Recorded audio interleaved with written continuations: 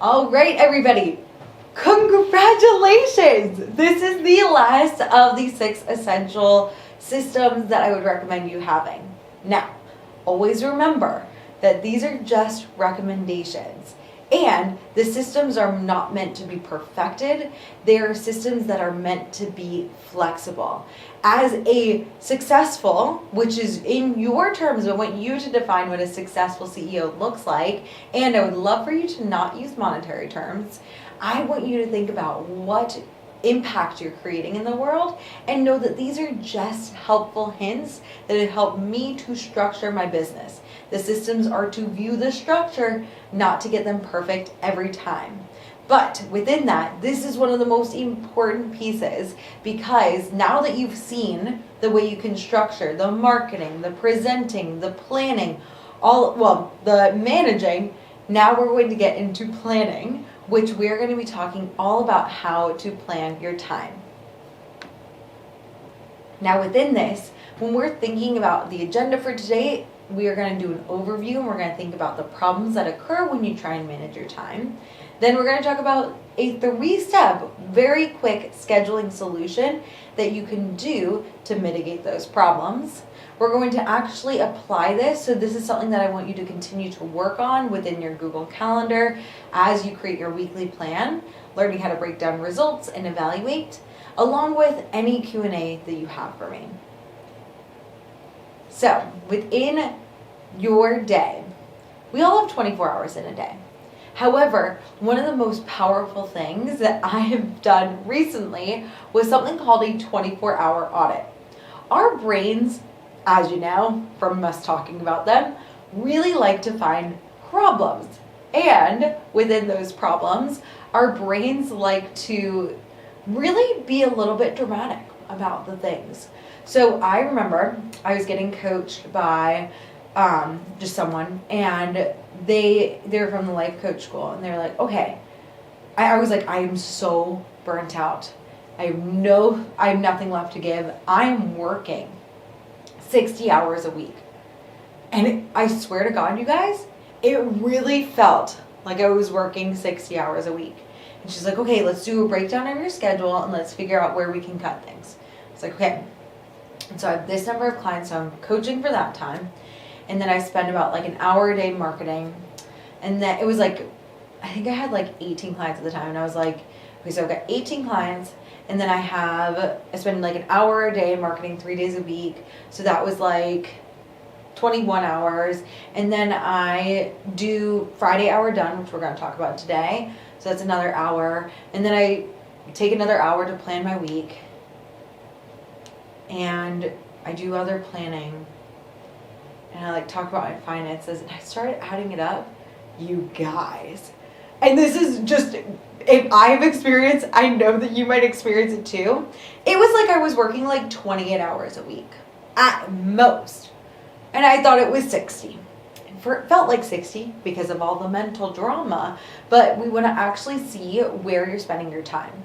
Now for me, I know that many of entrepreneurs are neurodivergent. I think it's a strength. I think our weaknesses are our strengths unrealized. And I think that my ADHD gives me the ability to be really creative, and it also makes sure that I can hyper focus and hyper organize so that I can fulfill tasks during the day that might be simpler for someone who doesn't have ADHD. I have to, at times, set my watch for 5 minutes and time myself. And be like, okay, every 5 minutes, am I on task? Am I doing the right thing?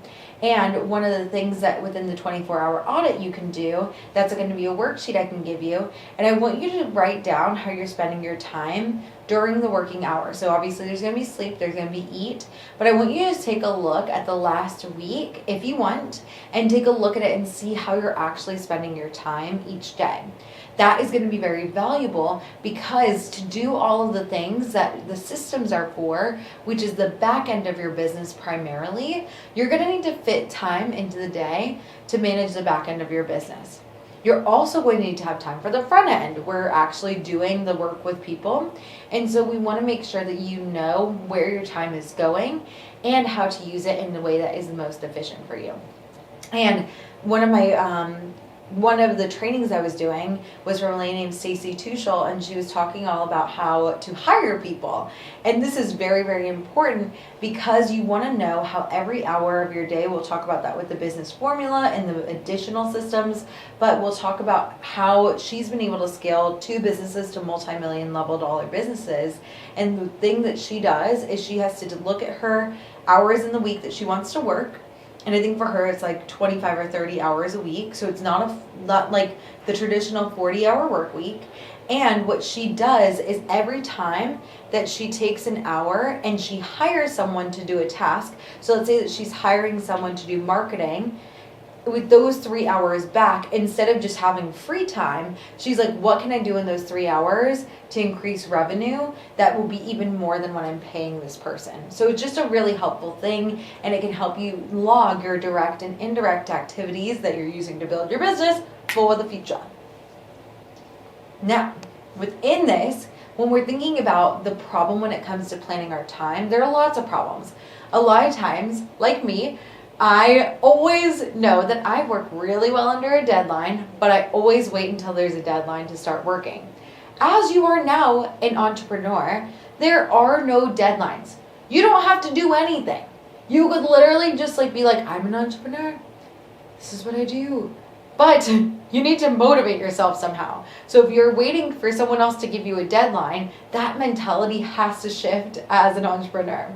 The other thing is, you're going to have some really big projects. In order to make every module that I have that you're experiencing right now, it took hours and hours and hours of time. As you are making the webinars, that's going to give you a little taste of that if you are looking to create some modules in a future program. Now, when you have even something like a webinar, I'm going to talk about how to break that down in your calendar in the results breakdown. But if you just give yourself a huge project to work on, your brain's going to be like, no. And remember, 80% of your brain wants to conserve energy, seek pleasure, and avoid pain. You're not going to do anything that you have figured out if you have something like a huge project. You got to break it down. The other thing is, I've seen a lot of people say that to-do lists really work for me. And I used to be a lover of to-do lists. It's a very effective way to manage your time. I want to help you take it to the next level with this planning system. The other thing that I found is that people have to reprioritize daily. So that is a huge issue, because if you're thinking about managing your time and you have 24 hours in a day, if every day you're taking 30 minutes to an hour just to figure out what you need to do for that day, we're going to optimize it a little bit more. The other thing is, when you get overwhelmed, when you talk about the huge projects to work on, same thing with scheduling an entire day to do a project. Right now we are actually filming this in an entire day. However, the majority of the time, you don't want to schedule an entire day and have something like work on modules. Because again, huge projects, overwhelm, your brain will shut down and you won't do the tasks. So how do we solve for this? That should be the question you are asking. And the solution is, and why? Why are we doing these things? It's an important thing you want to realize. Why are we creating these to-do lists? Why are we using these methods that could be a little bit more efficient? Well, the first reason is you might not actually know a better way to do things. I remember I actually had to go to an organizational counselor for my ADHD in college, who was like, this is a calendar. We use calendars to actually put things on so you know when things are coming up. And I was still, throughout high school, I don't know how I made it through. I didn't have medication back then either. But I was in a lot of clubs. I was doing a lot of things. Genuinely don't know how I made it through. But I was missing deadlines left and right. And those were for things that were actually due for people. If I didn't have a calendaring system like this, I would definitely not be able to run my business like I do now. So it's important to have a calendar. The other thing is, if you're doing things, if to-do lists are your thing, the reason why I think it's very helpful and reprioritizing daily is it feels productive. You're like, what I did today is I made my to-do list. And I feel good about that. It feels productive, but there's just a better way you can use your time. Also, like we've mentioned a million times, your brain is hardwired for negativity. It's going to doubt you, it's going to confuse you, and it's going to overwhelm you pretty constantly. If you are trying to rely on your just like good feelings, what's going to happen is you are not going to be as consistent as you could be as you're building this business. The other thing is, you know it's going to take a lot of time to do a project, so you're like, oh, if I make a whole day for it, then it's going to work. And I want to offer to you that like that's not what your brain will see as work. And last but not least, you're like, if I at least put a huge project on the to-do list, like doing my finances or getting my the thing you get to your accountant, this is good. I remember you have to get your expenses, your profit and loss statement to your accountant in order to do your taxes, which I would recommend hiring an accountant, by the way, because the tax laws are wild. But you'd think that if you put it on the list, it will get done. But guess what? It doesn't, because no one else is asking you to do these things. You're only held accountable to yourself. So a lot of times those things get pushed, which is understandable. I just want to help you take it to the next level. Now, the solution is you want to be constantly evaluating. I remember one of the crazy things, one of those 3 clients from my Instagram posts ended up being this amazing person. He had started a business and he created a $20 million business in 2 years. It's like one of the coolest things ever. And I don't know, he just found me on Instagram and liked me. I went through my consult process with him. He was like, you were one of the best. Let me work with you. And I was like, okay. Me being like a teacher from North Carolina in 2021, I was like, what is happening? But it was great. And his company, every time we would talk, he was like, oh yeah, everything that we talked about is like no longer happening. We evaluate every hour of every day. I have my clients he has a team of 40 at the time. So he was like, oh yeah, we are like constantly evaluating and changing.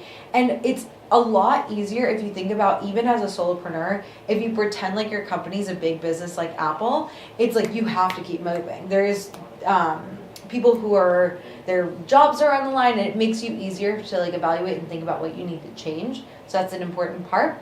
You also want to simplify. Remember simple sells? Simple also works for your calendar. So you want to make sure that you're breaking down the big tasks into smaller ones.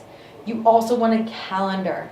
Instead of having a daily plan, make it weekly so your brain doesn't have to redecide to stay committed over and over and over again.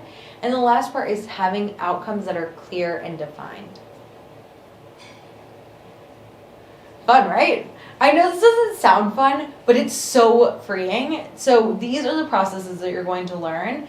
And I promise you, once you do this, you're going to feel like you have so much more free time. You're going to feel so much more effective in your business. And I promise you, once you implement it and get into a routine, just like you're doing with this group, it's going to feel so much easier.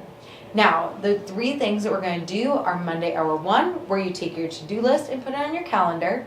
We're going to talk about how to break down results into smaller bite-sized pieces and how to evaluate using Friday Hour Done. Now, within this, when we are thinking about implementing change, we're going to talk about macro later when we talk about the annual plan. However, for the micro, these are things that we want to create as routines that you can implement throughout calendar and things using habit stacking. So when you are thinking about like creating a routine, there are going to be 5 different categories that we're going to be focusing on to create a to-do list for your life.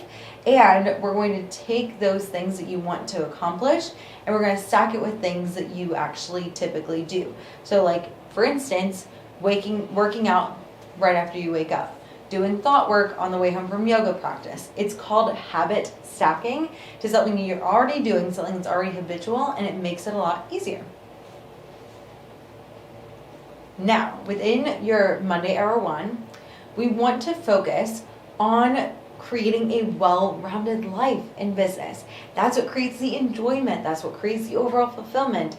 Is not so you create a business that you're really passionate about and you work your whole life away. We want to make sure that you are including time for yourself and time for your relationships, along with having your meetings things that are miscellaneous that you're responding to, and overall results. So I give you examples of each, like thought work, outreach, coaching, responding to emails, and getting the presentation.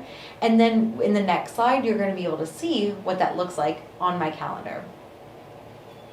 So, oh, not this next slide, the one after that. You'll see what it looks like on the calendar. Now, when we talk about results, when you're trying to get a result accomplished, like getting a webinar ready and finalized, you need to think about what that webinar would entail. Now, for you guys, I've already created the breakdown of what it looks like for a webinar. However, if there's something else that you're working on, creating a bigger result for you and your people, bring it to your coaching session, and we can plan out a way for us to break down that result for you.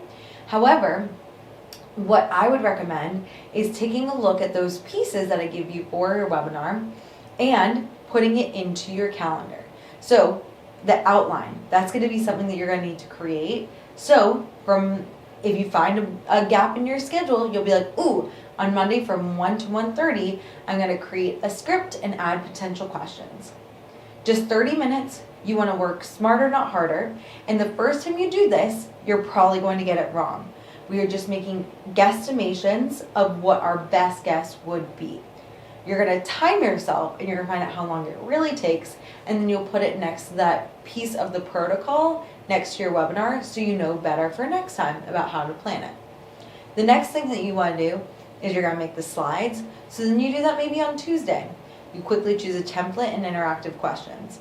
Whenever I'm choosing my template, I could get lost in Slides Go. There are so many slides. What I do is I give myself 3 minutes to pick the best one, and I make it like a competition. I like race myself. I'm like, okay, this is, and the slides that are on here, I was like, all right, these are the best ones, and that's what I figured out after 3 minutes, just gleaning through. Are they my favorite? Maybe not, but it's effective and it's done. B minus work is everything. The next part is going to be making the marketing. It's like, okay, I know that could be a longer thing. So it's like just changing the website, making the Canva, and making the events. That's the only piece of the marketing that I'm going to do from 12 to 12:30 on Thursday. Now, depending on how good you are at changing things, like that was one I did in between coaching sessions. I have found that sometimes that doesn't work the best for me. It's a lot about trial and evaluate so that you learn and grow. Speaking of my schedule, this is what it looked like for that week, and it looks crowded and hectic, okay? I get that, but this is my life, not just my business on this schedule. So within the blue and the pink and the purple, those are things for me. Those are things that I do just to like enjoy my life. So you can see I went to a gala, a Valentine's Day gala. I hung out with my friend Kristen. I worked out, I did meditations, I did thought work. All those things were just things for me. Those are things that I was doing for me. The blue is also like, so it's like a lot of my days were actually a lot of personal things. I also have a couple of gray things like driving to Asheville, driving to Valentine's Day that were also just personal time. The other thing, so those are all things just for me. If you looked at this calendar, I had 4 coaching calls on Monday, 1 on Tuesday, 3 on Wednesday, and 1 on Thursday. No coaching calls on Friday. And so that is something that for me, I want you to see is like, oh, okay, so I really wasn't working with that many people, and I was still able to hit 6 figures that year. It doesn't mean that you have to work with 20 people all the time. The other thing I want to show you is that there were things in green that I made for myself. This is a moment of learning, not earning. And when it says that I needed to read in the Wednesday where it's yellow, those are things that I was doing for me. So those are things that I needed to make sure I did. And guess what? To make the 3-year plan presentation, or I think it's like, yeah, I needed to fill that information out. Guess what didn't get done because I made it too big? That. However, when I was able to be like the Monday hour 1 presentation made on Saturday or Sunday, where it's the red one, I was actually able to do that because I knew exactly what to say in that presentation because I had actually made the script the week prior. And so you can see on there, kind of get a feel for it.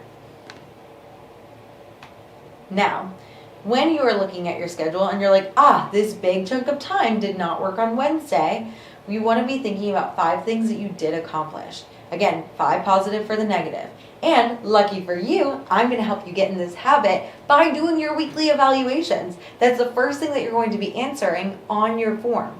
So you're going to already be telling me your weekly wins and get in that habit of reprogramming your brain and hardwiring yourself for more happiness. Then you're going to think about what worked, what didn't work yet, or what needs improvement, and what you can do differently. And this is something that literally takes me 5 to 10 minutes. I use talk to type to do it, and that is a way that you can improve.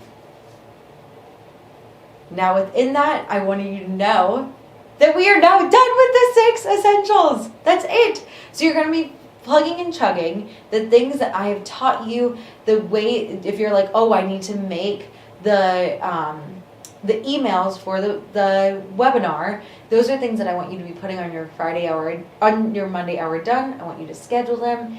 And I want to remind you that, hey, together we are making the world a better place. Next time I see you, we're going to be doing the additional systems and we'll be getting into that. But congratulations on making it this far.